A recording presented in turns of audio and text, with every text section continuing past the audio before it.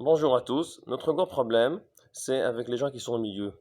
Les fous, c'est les fous, les normales, c'est les normales, mais au milieu, qu'est-ce qu'on fait avec eux?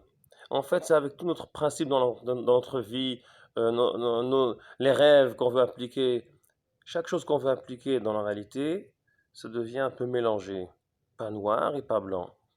Et le grand problème, c'est comment agir et comment on prend une responsabilité sur ça. La Torah dit, il faut prendre. Et c'est comme une condition qu'on donne. Quand la réalité n'est pas claire, tu fais des conditions. Si c'est comme ça, oui. Si c'est comme ça, non. Ça s'appelle en hébreu un tnaï.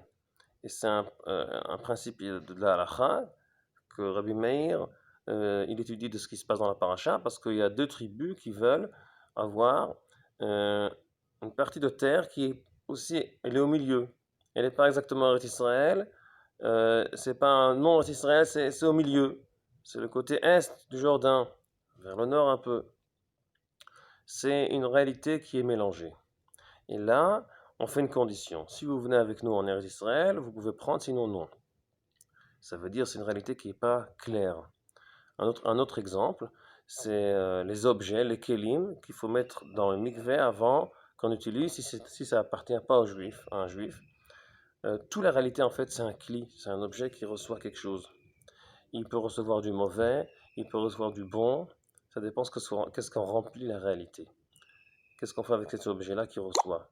Et il faut le purifier, qui pourra recevoir les bonnes choses. Mais lui-même, c'est une réalité qui est au milieu, qui est mélangée. Il peut recevoir les deux choses.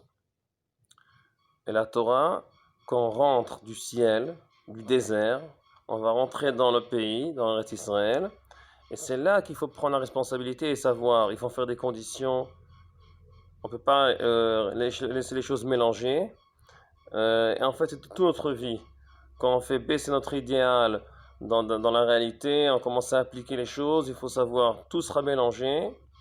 Et c'est la Torah qui nous encourage de dire il faut faire des conditions, il faut prendre la responsabilité, il faut savoir bien remplir les choses. Et comme ça, on arrive à évoluer la Torah dans la réalité, pas que dans l'air, dans les beaux principes, dans les belles chansons, etc.